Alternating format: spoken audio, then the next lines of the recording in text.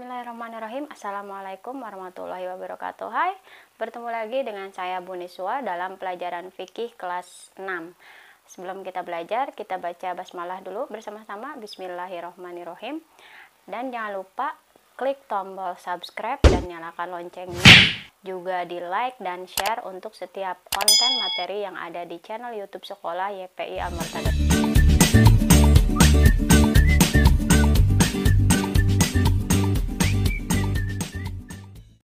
Ya, hari ini kita akan membahas tentang pembahasan yang baru pada pelajaran kedua di buku paket kelas 6, yaitu tentang makanan dan minuman haram.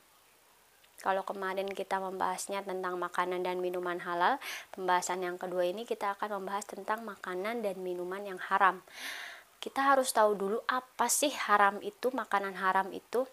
Untuk hari ini Ibu akan bahas dulu makanan haram, lalu next selanjutnya kita akan bahas minuman haram. Oke, yang pertama kita akan tahu dulu apa sih yang dimaksud dengan makanan haram. Ya, haram, makanan haram artinya yaitu makanan yang dilarang untuk dikonsumsi sesuai dengan aturan yang ada dalam Al-Quran dan hadis, terutama kita sebagai umat Islam.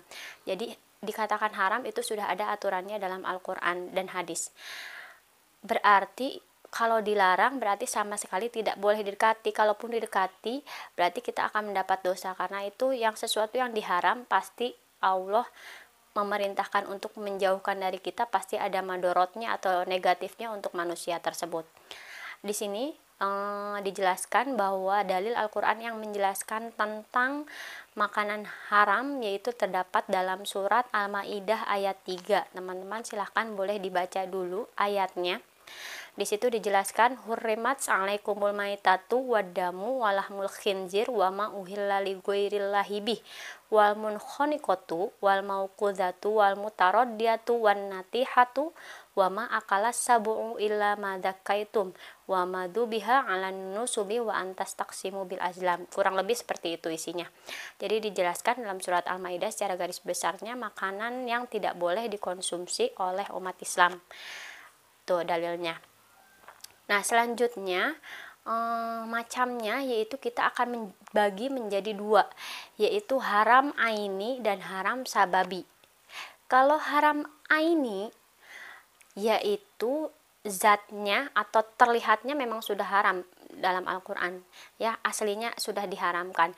Misalkan dari makanan yang berasal dari hewani, tidak boleh makan daging babi, tidak boleh makan bangkai, tidak boleh makan daging anjing, daging buaya, pokoknya segala sesuatu binatang yang diharamkan untuk dimakan, ya. Mau sedikit mau banyak tidak boleh. Artinya apa? Tentunya dalam larangan pasti ada alasannya, mungkin banyak hal-hal negatif yang akan meracuni tubuh kita dari binatang tersebut, seperti itu. Itu dari haram aini yang zat aslinya tuh memang sudah diharamkan. Itu dari hewani, ya, dari yang asalnya dari hewan. Kalau yang asalnya dari tumbuhan, misalkan dari nabatinya, ada daun ganja kan istilahnya ada daunan, tapi kan itu bisa membahayakan, ya, termasuk ke dalam narkotika. Kemudian juga misalkan pokoknya daun-daun yang beracun. Kalau daun singkong boleh, ya, atau daun kemangi itu masih boleh. Tapi kalau sudah sifatnya beracun, membahayakan tubuh, maka itu haram. Artinya tidak boleh didekati, tidak boleh dikonsumsi. Itu termasuk haram aini, haram zatnya. Yang kedua ada haram sababi. Haram sababi yaitu yang tadinya halal karena sebab tertentu menjadi haram. Contohnya misalkan kita mau makan ayam goreng, tapi uang yang kita belikan itu dari hasil mencuri atau uangnya tidak tahu uang siapa. Nah, karena caranya yang tidak baik, maka ayam yang kita makan dari hasil mencuri itu menjadi haram. Seperti itu, ya, caranya yang tidak halal, maka harus diperhatikan juga caranya. Atau bisa jadi menyembelih hewan nih, kemarin ketika Idul Adha tidak membaca bismillah. Nah, itu nanti jadi hati-hati. bisa termasuk ke dalam hewan yang haram, karena yang menyembelihnya membuat makanannya tidak dengan membaca bismillah. Ada dalam surat Al-Maidahnya, wa ma uhilla li ghairillahi bih, yang menyembelih tidak dengan menyebut nama Allah. Makanya tolong ingatkan kepada orang tuanya kalau mau membuat makanan diusahakan baca bismillah, atau minimal sekali kalau kita mau makan membaca bismillah, supaya apa yang kita makan diberkahi Allah dan menjadi ladang pahala untuk kita untuk berbuat amal ibadah yang lainnya jadi sehat. Seperti itu haram sababi. Atau yang kedua, makanannya halal tapi bisa tercampur dengan zat haram. Zat-zat haram misalkan baksonya halal tapi pakai cukanya kebanyakan, ya. Atau misalkan ada zat apa yang bisa membahayakan, seperti itu kan tidak boleh juga, jatuhnya jadi haram, ya. Jadi tercampur dengan zat yang berbahaya, atau bisa juga tercampur dengan najis. Teh manisnya halal tapi di dalamnya ada lalat kira-kira, seperti itu. Atau ada bangkai cicak, ya tidak boleh tetap, ya, karena menjijikan, seperti itu. Jadi jatuhnya haram. Makanya teman-teman harus lebih diperhatikan lagi. Nanti ada efek sampingnya. Kenapa? Bisa efek samping pada jasmani kita atau pada rohani kita, ya, karena di dalam tubuh kita mengalir darah, yang darah itu asalnya dari makanan dan minuman yang kita konsumsi, seperti itu, ya. Itu dari macamnya. Lalu dari jenis-jenisnya sesuai dengan yang ada di dalam surat Al-Maidah ayat 3. Teman-teman bisa dilihat di halaman 17, ya. Dari jenis-jenis makanan haram ada apa aja. Oke, yang pertama dijelaskan hurrimat alaikumul maitatu. Maitah itu bangkai. Bangkai itu yaitu hewan yang mati dengan sendirinya tanpa disembelih sesuai dengan ketentuan syara. Misalkan kalau ayamnya mati kemarin, atau ayamnya tertabrak mobil, kamu makan dagingnya, tidak boleh. Berikan saja pada binatang lain. Tidak boleh ayam yang mati karena tertabrak lalu kita makan dagingnya, di sate, dibikin semur, dibikin sop, nggak boleh, karena jatuhnya haram, jatuhnya jadi bangkai. Tapi di situ dijelaskan bahwa pada hadis riwayat Ibnu Majah dihalalkan bagi kita 2 bangkai, yaitu bangkai ikan dan belalang. Nah, kalau ikan dan belalang bangkainya masih boleh dikonsumsi, seperti itu, ya. Menjadi bangkainya itu bisa karena sakit, terjatuh, diterkam, ditanduk, tercekik atau sebagainya. Intinya kalau makan bangkai kita tidak boleh kecuali bangkai ikan dan bangkai belalang. Itu menurut hadis riwayat Ibnu Majah. Selanjutnya darah hewan. Maksudnya darah yang mengalir keluar dari tubuh hewan yang disembelih, termasuk darah yang dibekukan. Kalau teman-teman nanti bisa dicek, tanya, yang tidak boleh itu makan marus.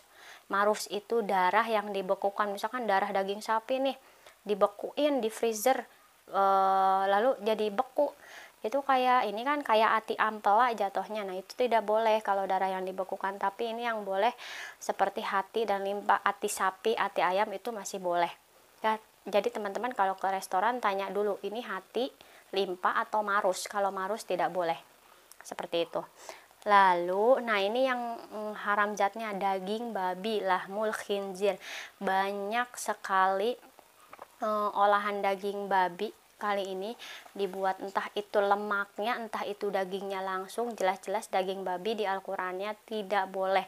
Mau diolah seenak apapun itu tidak boleh, ya, karena babi itu katanya banyak cacing pitanya dan bisa menyebabkan berbagai penyakit di tubuh kita, ya.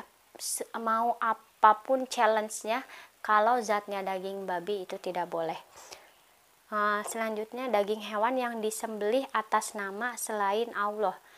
Atas nama selain Allah, misalkan yang tidak disembelihnya tidak menyebut bismillah, atau disembelih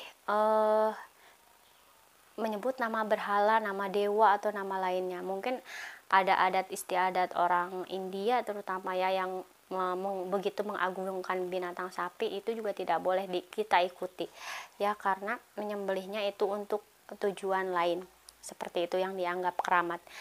Nah, selanjutnya Yang diharamkan juga semua makanan yang tidak baik, yaitu kotor dan menjijikkan, itu tidak boleh.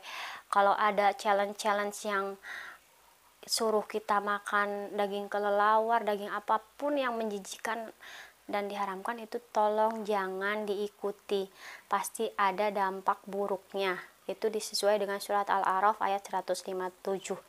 Selanjutnya, bagian anggota tubuh yang dipotong dari hewan yang masih hidup, sebagaimana Rasulullah, yang artinya sebagaimana sabda Rasulullah, anggota yang terputus dari hewan yang masih hidup termasuk bangkai.